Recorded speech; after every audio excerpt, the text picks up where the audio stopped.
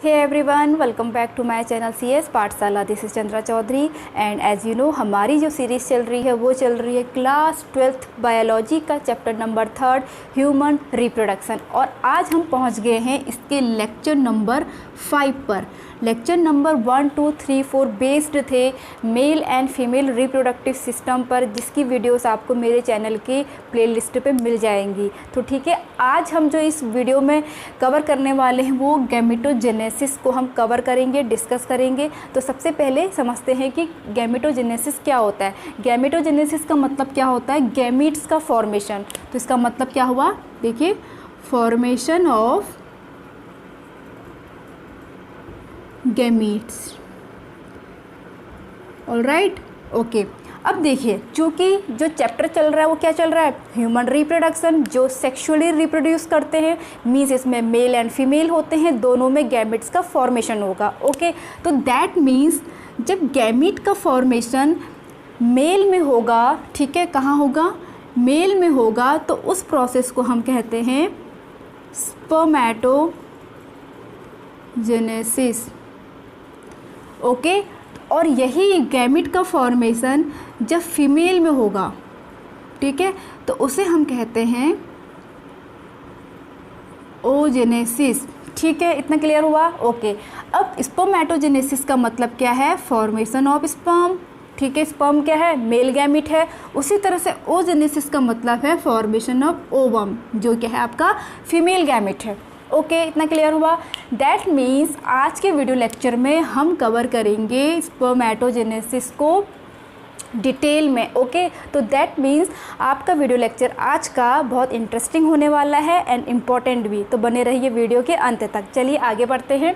अब देखिए, चूँकि स्पर्मेटोजेनेसिस का मतलब क्या है? स्पर्म है, ठीक है। अब मेल में स्पर्म का फॉर्मेशन होना कब स्टार्ट होता है? जब वो प्यूबर्टी की एज में पहुंच जाते हैं। और देखिए, प्यूबर्टी की एज में जब मेल्स पहुंचते हैं तो वहाँ पर एक हार्मोन सिक्रेट होना स्टार्ट कर देता है, जो स्पर्म फॉर्मेशन के लिए क्या होता है? रिस्पॉन्सिबल होता है। उस हार्मोन को हम कहते हैं टेस्टोस्टेरोन हार्मोन। ठीक है, क्या कहेंगे? टेस्टोस्टेरोन। ठीक है, ये हार्मोन रिस्पॉन्सिबल होता है किसके लिए? स्पर्म फॉर्मेशन के लिए। क्लियर? ओके, चलिए आगे बढ़ते हैं। लेकिन देखिए, टेस्टोस्टेरोन हार्मोन केवल प्यूबर्टी के टाइम पर ही सेक्रेट होना स्टार्ट नहीं होता है। ओके, तो यहाँ पर देखिए, जब मेल मदर की वूम में होता है, फीटस की फॉर्म में होता है, तब ही टेस्टोस्टेरोन हार्मोन सेक्रेट होना स्टार्ट हो जाता है। समझ में आ गया? तो देखिए, कब स्टार्ट होगा? जब ये कैसी फॉर्म में होगा? मेल फीटस की फॉर्म में होगा। ठीक है, फीटस की फॉर्म में होगा, तभी से ये सेक्रेट होना स्टार्ट हो जाता है। और वहाँ पर इसका क्या वर्क होगा? वहाँ पर ये बनाता है मेल का एक्सटर्नल जेनिटेलिया बनाएगा, ठीक है, और टेस्टिस बनाएगा। एंड यहाँ पर एक चीज़ मैंने बताई थी जब हम मेल रिप्रोडक्टिव सिस्टम पढ़ रहे थे कि जो टेस्टिस का फॉर्मेशन है कहाँ? मेल फीटस की फॉर्म में, तो वो इनसाइड द एब्डोमेन होते हैं, ठीक है, 7 मंथ्स तक। और 7 मंथ्स के एंड में वो डिसेंड हो जाते हैं स्क्रोटल सैक में। तो डिसेंड करने का काम भी कौन करता है? ये टेस्टोस्टेरोन हार्मोन ही करता है। Is that clear? इतना समझ में आ गया? ओके। और यहाँ पे मैंने एक चीज़ और बताई थी कि कभी कभी ऐसा होता है, कुछ प्रॉब्लम्स आ जाती हैं, ठीक है, कुछ कैनाल वगैरह ब्लॉक्ड हो जाती है, जिसकी वजह से ये टेस्टिस स्क्रोटल सैक में डिसेंड नहीं हो पाते। तो उस कंडीशन को हम बोलते हैं क्रिप्टोरचिडिज्म। ये बहुत इंपॉर्टेंट टर्म है। इसका मतलब क्या है कि टेस्टिस स्क्रोटल सैक में डिसेंड नहीं हो पाते। ठीक है, ओके, आगे बढ़ते हैं। चलिए, तो अब देखिए, जैसे ही बर्थ होता है मेल का, ठीक है, मेल का बर्थ होगा तो टेस्टोस्टेरोन की सेक्रेशन क्या हो जाएगी? रिड्यूस्ड हो जाती है। और जैसे ही मेल 12 से 14 ईयर्स की एज में पहुंचता है, मीन्स प्यूबर्टी स्टार्ट होती है, ठीक है, तो वहाँ पर ये सेक्रेट होना स्टार्ट हो जाता है। और दैट मीन्स प्यूबर्टी का मतलब क्या होता है? कि आप जो मेल या फिर फीमेल है वो रिप्रोड्यूस करने के लायक हो जाते हैं, यानी कि उसमें जो मेल और फीमेल गैमेट है उसका फॉर्मेशन होना स्टार्ट हो जाता है। दैट मीन्स यहाँ पर स्पर्म बनने स्टार्ट हो जाते हैं। इतना सबको समझ में आया? ओके। अब देखिए, अब इस स्पर्म का फॉर्मेशन होगा कैसे, इसी को हम आज के वीडियो लेक्चर में कवर करेंगे। ओके। इससे पहले थोड़ा सा और हम रिकॉल करते हैं कि जब आपको मैंने सेमिनिफेरस ट्यूब्यूल्स की टीएस समझाई थी, इन शॉर्ट में, डिटेल में नहीं बताया था, थोड़ा सा स्ट्रक्चर समझाया था कि इसमें जो कॉलम लाइक स्ट्रक्चर होता है उसे हम क्या कहते हैं, सर्टोली सेल्स कहते हैं। और यहाँ पर इनसाइड में क्यूबॉइडल सेल्स होती हैं जिन्हें हम क्या कहते हैं, जर्मिनल सेल्स कहते हैं। और इन्हीं जर्मिनल सेल से स्पर्म का फॉर्मेशन होता है और बीच में क्या होता है, ल्यूमेन होता है जिसमें लिक्विड होता है। इतना याद है ना, इतना हमने पढ़ा था, इतना स्ट्रक्चर हमने समझा था। तो आज हम इस सेमिनिफेरस ट्यूब्यूल्स का टीएस पढ़ेंगे, इतना, ठीक है, इतना मैग्नीफाइंग व्यू को हम पढ़ेंगे। ओके, चलिए अब मैं इसका मैग्नीफाइंग व्यू बना रही हूँ ताकि हम इसको डिटेल में पढ़ें और ओजेनेसिस हम आने वाली नेक्स्ट वीडियो में कवर करेंगे। ओके ओके, तो देखिए आज हम पढ़ेंगे, जैसे कि मैंने बता दिया, स्पर्मेटोजेनेसिस, ठीक है। और इसमें अभी हम क्या करेंगे, सेमिनिफेरस ट्यूब्यूल्स का मैग्नीफाइंग व्यू पढ़ेंगे। उससे पहले देखो, जो स्पर्मेटोजेनेसिस की प्रोसेस है वो 2 स्टेप में कंप्लीट होती है, ठीक है। पहला इसका स्टेप है फॉर्मेशन ऑफ स्पर्मेटिड्स, ठीक है, स्पर्मेटिड्स। और दूसरा इसका स्टेप है स्पर्मियोजेनेसिस। इन 2 स्टेप में स्पर्मेटोजेनेसिस की प्रोसेस कंप्लीट होती है। ओके, तो चलिए करते हैं इसे। अब यहाँ पर देखिए, यहाँ पर मैंने एक सेमिनिफेरस ट्यूब्यूल्स का एक आर्क ले लिया, ठीक है, हिस्सा ले लिया ऐसे। ये क्या है, TS of seminiferous tubules. Okay, tubule एक ही लिया हमने। ओके, अब देखिए यहाँ पर हमने एक स्ट्रक्चर और बनाया।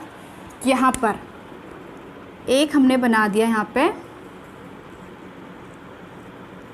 कॉलमनार टाइप स्ट्रक्चर क्या था, सर्टोली सेल्स। अनदर नेम क्या था इनका, नर्स सेल्स। और ये क्या काम करती है, ये स्पर्म को नरिशमेंट देती है। ओके, अब ये कैसे देगी हम अभी पढ़ेंगे। ओके, और यहाँ पर इनसाइड में जो मेम्ब्रेन है उसके इनसाइड में ये क्यूबॉइडल लाइक जो सेल्स हैं, ठीक है, इनका नेम क्या है, जर्मिनल एपिथेलियम, ठीक है, जिनका शेप कैसा है, क्यूबॉइडल है। बहुत इंपॉर्टेंट है, कभी ये भी क्वेश्चन आ सकता है, ठीक है, क्यूबॉइडल है। और प्लस ये क्या होती हैं, ये इमेच्योर होती हैं। ओके, एंड और क्या कह सकते हैं हम इसमें, इन्हीं को हम स्टेम सेल्स भी कहते हैं, ठीक है, एंड इन्हीं को हम स्पर्मेटोगोनिया भी कहते हैं, स्पर्मेटोगोनिया। देखो इतने सारे पॉइंट मैंने लिख दिए जर्मिनल एपिथेलियम के बारे में। तो इन्हीं से पहली बार स्पर्म का फॉर्मेशन होगा। ये क्यूबॉइडल शेप की होती है, इमेच्योर होती हैं, स्टेम सेल्स होती हैं, इनको स्टेम सेल्स भी बोला जाता है, एंड प्लस स्पर्मेटोगोनिया भी से हम कहते हैं। और एक चीज़, ये डिप्लॉयड होती हैं। क्या होती हैं, डिप्लॉयड होती है, मीन्स 2n होती हैं। ओके, इतना सबको समझ में आ गया। ओके, अब हम यहाँ पर केवल एक जर्मिनल सेल को लेते हुए चलेंगे, उसको थोड़ा बड़ा व्यू में। तो यहाँ पर मैंने एक जर्मिनल एपिथेलियम ले ली इस तरह से। स्पर्मेटोगोनिया कब कहेंगे, जब हम बहुत सारी होंगी, सिंगुलर में हम इसको कहते हैं स्पर्मेटोगोनियम, ठीक है। क्या कहेंगे, spermatogonium. Is that clear? Okay, चूँकि ये डिप्लॉयड है तो दैट मीन्स ये 2n है, इमेच्योर है, और इसमें क्रोमोसोम के नंबर कितने हैं, 44 + XY। ओके, इतना सबको समझ में आया। ओके, देखिए अब इसमें होता है डिवीज़न, ठीक है। अब देखिए जो पहला डिवीज़न इसमें होगा, ठीक है, वो होता है माइटोसिस, ठीक है। और माइटोसिस सेल डिवीज़न के बारे में आपको पता ही होगा, ये क्या होता है, इक्वेशनल होता है। इक्वेशनल का मतलब क्या है, इसमें chromosome numbers as it is ही रहेंगे, ठीक है। 2n है तो इसकी डॉटर सेल्स में भी 2n ही रहेंगे। तो मीन्स इनसे जो दो डॉटर सेल्स फॉर्म हुई 1 और 2, इसमें क्रोमोसोम नंबर रिमेन 2n और 2n ही रहेंगे। ओके, इतना समझ में आ गया ना सबको। ओके, अब यहाँ पे देखिए जो ये 2 सेल्स बनी हैं, सपोज़ हमने इनको नाम दे दिए, ये 2 सेल्स बन गई, इससे ये ए टाइप है, ये बी टाइप है, ठीक है। अब देखिए जो ये ए टाइप जो को सेल बनी है ना, ये वापस से यहीं चले जाती है और फिर स्पर्मेटोगोनियम की तरह ही काम करती है, ठीक है। और जबकि जो बी टाइप की सेल है वो आगे की प्रोसेस में इन्वॉल्व होती है। ओके, जो ए टाइप की सेल्स वापस से स्पर्मेटोगोनियम की तरह काम कर रही है, यही रीज़न है कि जो मेल्स होते हैं वो थ्रू आउट द लाइफ उसमें स्पर्म का फॉर्मेशन होते रहता है। क्यों? क्योंकि देखिए अगर जो ये आपके यहाँ पर इनसाइड में जो ये स्पर्मेटोगोनिया है, ये सब आपके डिवाइड होकर के स्पर्म बनाई थे तो कभी ना कभी ख़त्म हो जाएंगे, होंगे नहीं होंगे। तो मीन्स जो पहला यहाँ पर डिवीज़न होता है उसमें 2 टाइप की सेल बनती है, तो ए फिर से ऊपर चले जाती है, ये बार बार होता है, तो दैट मीन्स यहाँ पर जो स्पर्मेटोगोनियम वो ख़त्म ही नहीं होते। तो इसका मतलब यही हुआ, जो मेल्स होते हैं वो through out the life sperm का फॉर्मेशन करते हैं, भले ही संख्या में क्या हो जाती है, थोड़ी गिरावट आ जाती है। ओके, क्लियर हो गया। अब ओके, आगे बढ़ते हैं। तो देखिए जो बी टाइप की हमारे यहाँ पर सेल्स बनी, इनका हम नाम दे देते हैं जिसे हम कहते हैं primary spermatocytes, primary spermatocyte. Okay, अब इसमें फर्दर डिवीज़न होगा, ठीक है। और यहाँ पर जो डिवीज़न होगा अब वो होगा मियोसिस फर्स्ट, क्योंकि मियोसिस की जो डिवीज़न है वो 2 स्टेप में कंप्लीट होती है। जो मियोसिस फर्स्ट होता है वो होता है रिडक्शनल। क्या होता है? रिडक्शनल। रिडक्शनल का मतलब क्या है? क्रोमोसोम नंबर हाफ हो जाते हैं, ठीक है।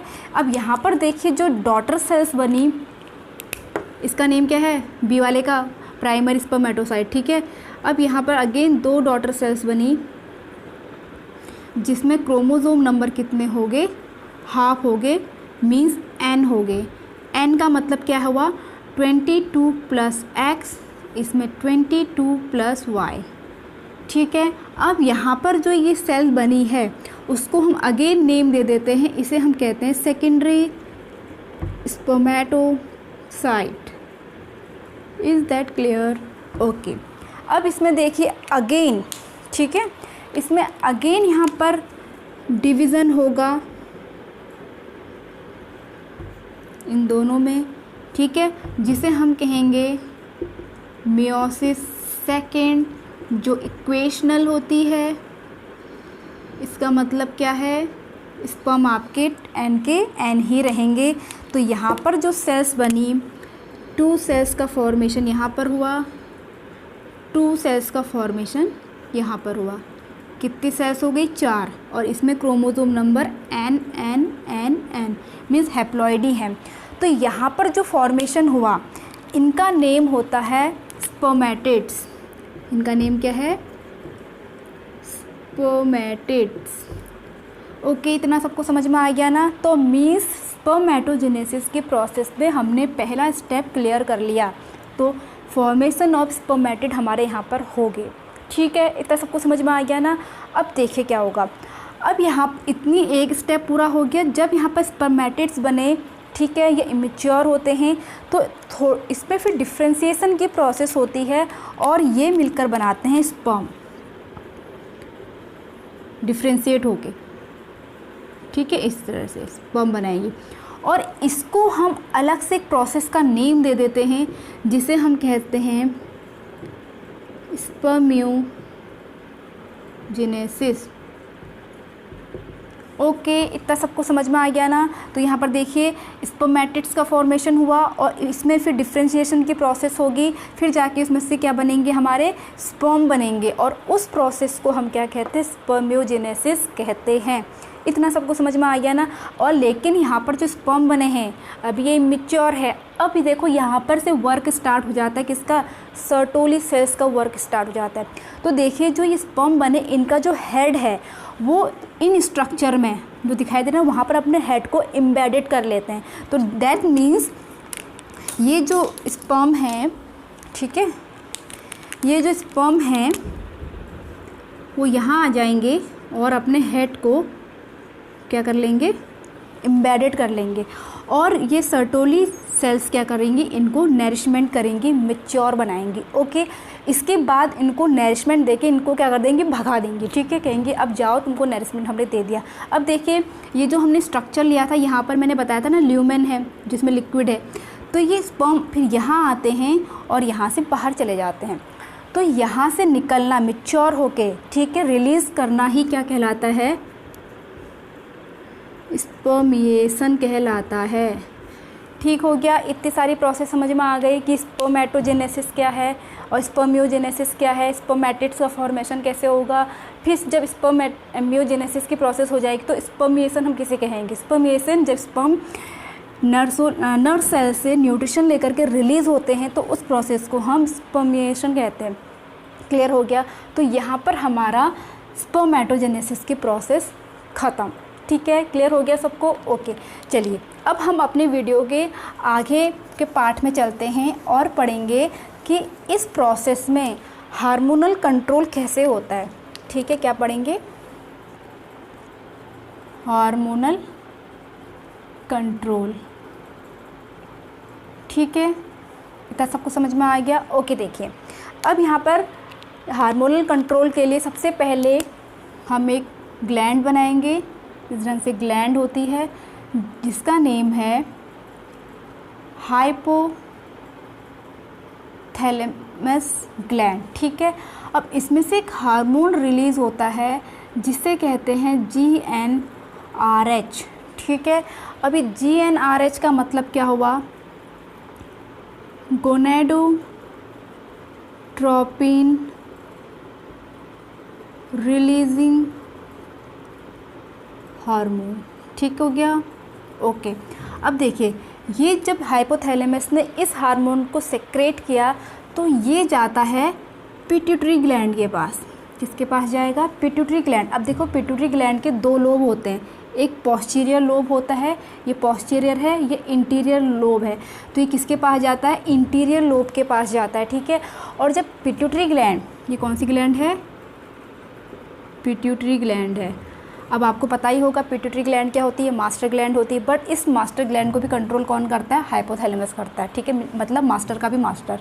ओके, अब देखिए यहाँ पर जब पिट्यूटरी ग्लैंड के पास ये हार्मोन आया तो ये इसको ऑर्डर देता है कि तुम हार्मोन सिक्रेट करो, और ये दो टाइप के हार्मोन को रिलीज़ कर देता है जिसके नेम है, एक होता है FSH, दूसरा है LH। ठीक है, अब FSH का मतलब है फॉलिकल स्टिमुलेटिंग हार्मोन।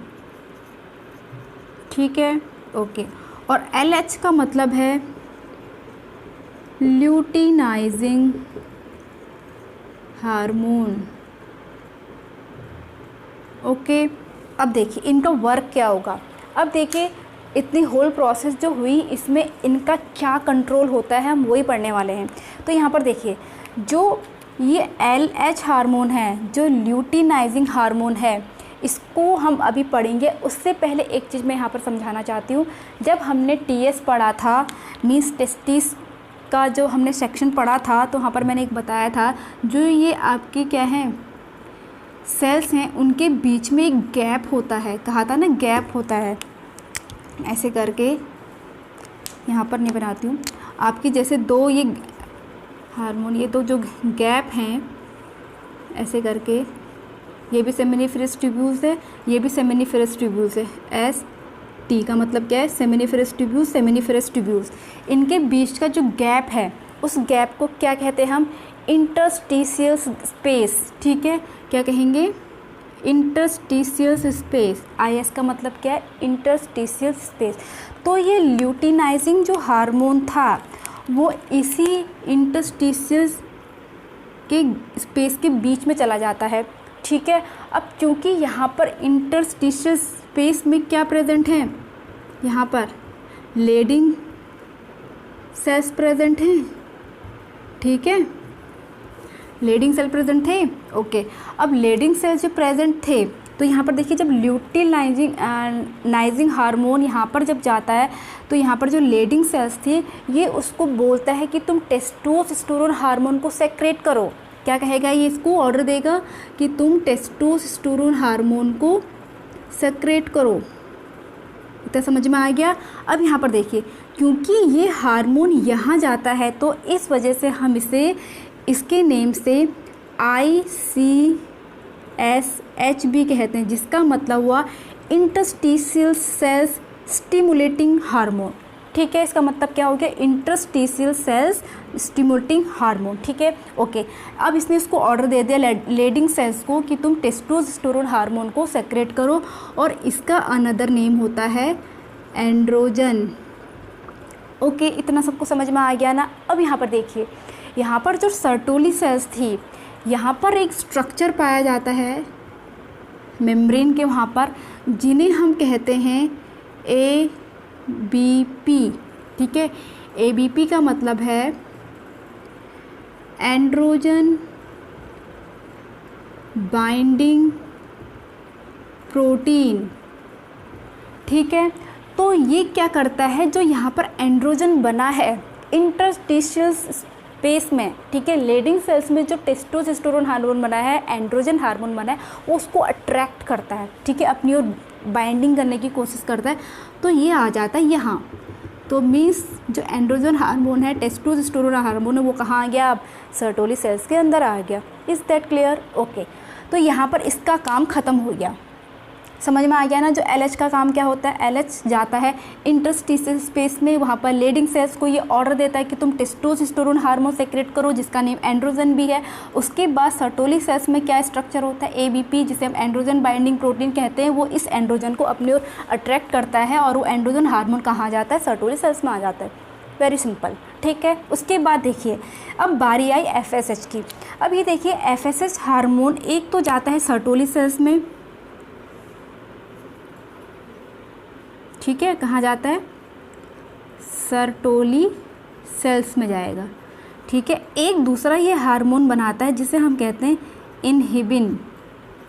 क्या कहते हैं, इनहिबिन। अब देखिए पहले हम इसको पढ़ेंगे। जब ये सर्टोली सेल्स में जाएगा, यहाँ पर जब जाता है, अब देखिए चूँकि सर्टोली सेल्स के पास एंड्रोजन भी आ गया, उसके यहाँ पर स्पर्म भी आ गए, तो ये जो FSH है, मीन्स फॉलिकल स्टिमुलेटिंग हार्मोन है, ये नर्व सेल्स को ऑर्डर देगा कि तुम इन स्पर्म को क्या करो, नरिशमेंट करो, ठीक है। ये खुद ब खुद नहीं करेगा, इसको ऑर्डर मिलेगा, किसके थ्रू मिलेगा, इस FSH के थ्रू मिलेगा कि तुम अब ये जो नरिशमेंट करो इनको।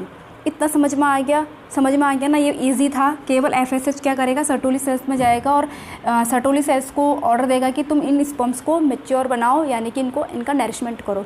Is that clear, okay. लेकिन देखिए ये जो इनहिबिन का वर्क क्या है, जब FSH ज़्यादा अमाउंट में रिलीज़ होने लगता है, तब यहाँ पर ये इनहिबिन इस पिट्यूटरी ग्लैंड को नेगेटिव फीडबैक देता है कि बस बहुत हो गया, बहुत हार्मोन निकल रहा है, अब तुम इसको बंद कर दो। तुम अब इस FSH को ऑर्डर दो कि अब हार्मोन सेक्रेट करना बंद कर दो। समझ में आ गया। तो मिस पिट्यूटरी ग्लैंड फिर इस हार्मोन को सेक्रेट करना रिड्यूस कर देगा। ओके, इतना समझ में आ गया। उसी तरह से ठीक है, जब भी हार्मोन ज़्यादा अमाउंट में सेक्रेट होगा तब इनहिबिन क्या करेगा, नेगेटिव फीडबैक देगा। उसी तरह से जो ल्यूटिनाइजिंग हार्मोन है, ये भी जब ज़्यादा अमाउंट में सेक्रेट होने लगता है तो ये भी डायरेक्ट, ठीक है, कहाँ जाता है, ये डायरेक्ट जाता है हाइपोथैलेमस में नेगेटिव इसका फीडबैक जाता है। ये क्या करता है, डायरेक्ट हाइपोथैलेमस के पास जाता है कि तुम पिट्यूटरी ग्लैंड से कहो कि अब सेक्रेशन बंद कर दो या रिड्यूस्ड कर दो। इसको भी देगा ये, ठीक है, पिट्यूटरी ग्लैंड को भी नेगेटिव फीडबैक देगा, लेकिन हाइपोथैलेमस को ये डायरेक्ट देगा। ठीक है, तो ये होल प्रोसेस थी किसकी, हार्मोनल कंट्रोल की। समझ में आ गया? एक बार मैं रिवाइज करा देती हूँ। हाइपोथैलेमस है जिसने GnRH हार्मोन बनाया, जिसको हम गोनेडोट्रोपिन रिलीजिंग हार्मोन कहेंगे। वो कहाँ जाता है? पिट्यूटरी ग्लैंड के एंटीरियर लोब में जाएगा। उससे 2 हार्मोन बनेंगे, FSH और LH। FSH कहाँ जाता है? सर्टोली सेल्स में जाता है, जो ऑर्डर देता है कि स्पर्म का क्या करो? नरिशमेंट करो। जबकि LH क्या होता है? इंटरस्टिशियल सेल्स गैप में जाता है, जहाँ पर लेडिंग सेल को ऑर्डर देता है कि तुम टेस्टोस्टेरोन हार्मोन का सेक्रेट करो, जिसे हम एंड्रोजन भी कहते हैं। और सर्टोली सेल्स में आपके पार्टिकल्स होते हैं जो ABP होते हैं, जो इस एंड्रोजन को अट्रैक्ट कर लेता है। एब्रियो ख़त्म, फिनिश। ठीक है, तो यहाँ पर हमारा हार्मोनल कंट्रोल भी ख़त्म होता है। ओके, समझ में आ गया? चलिए, अब हमारा नेक्स्ट टॉपिक है स्ट्रक्चर ऑफ स्पर्म। आप चाहें तो इसका स्क्रीनशॉट भी ले सकते हैं। ओके, इसको मैं रफ़ कर देती हूँ। आई होप आपको ये होल प्रोसेस समझ में आ गई हो। बहुत इजी है, अगर आप 1-2 बार प्रैक्टिस करेंगे तो अच्छे से समझ में आ जाएगा। ठीक है, ओके। अब हमारा आज की वीडियो लेक्चर का लास्ट टॉपिक है स्ट्रक्चर ऑफ स्पर्म। ठीक है, ओके। अब देखिए, स्ट्रक्चर ऑफ स्पर्म को हम 4 पार्ट में हम कैटेगराइज करते हैं। कितने पार्ट में? 4 पार्ट में। एक होता है हेड, उसके नीचे होता है नेक, उसके नीचे होता है मिडिल पीस, ठीक है, और लास्ट में होती है टेल। अब इसी को हम एक 1 बाय 1 डिस्कस करेंगे। ओके, तो सबसे पहले हम हेड बना लेते हैं। तो देखिए, ये कुछ इस टाइप से हेड होता है इसका। ओके, ये हेड है। अब यहाँ पर देखिए, इसके अंदर क्या होगा?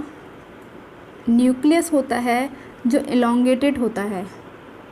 ये क्या है? न्यूक्लियस है जो कैसा है? इलोंगेटेड है। क्लियर? अब इसके ऊपर एक स्ट्रक्चर और होता है जो क्या है? इसे हम कहते हैं एक्रोसोम। ठीक है, जो किससे बना होता है? गोल्जी बॉडी से। ओके, इसमें क्या होते हैं? हाइड्रोलाइटिक एंजाइम्स होते हैं जो किस में हेल्प करते हैं? फर्टिलाइजेशन की प्रोसेस में। इतना सबको समझ में आ गया ना? ये एक्रोसोम का वर्क देखिए। एक्रोसोम जो है वो आपके टिप पार्ट में पाया जा रहा है, जो गोल्जी बॉडी से बना हुआ है, जिसमें हाइड्रोलाइटिक एंजाइम्स होते हैं, और प्लस ये जो उसका वर्क होता है वो फर्टिलाइजेशन की प्रोसेस में हेल्प करता है। ओके, इतना समझ में आ गया? ओके, अब देखिए, अब हम आगे को बढ़ते हैं। अब जैसे ही ये न्यूक्लियस ख़त्म होता है, उसके बेस पे हल्का सा एक डिप्रेशन होता है। इस डिप्रेशन को हम नेक कहते हैं। ठीक है, चलिए इसको हम बाद में लिखेंगे, पहले अंदर की चीज़ें हम बना लेते हैं। अब देखो, न्यूक्लियस के पास 2 सेंट्रियोल्स होते हैं। ठीक है, जो पहला सेंट्रियोल्स होता है जो न्यूक्लियस के पास होता है, उसे हम कहते हैं प्रॉक्सिमल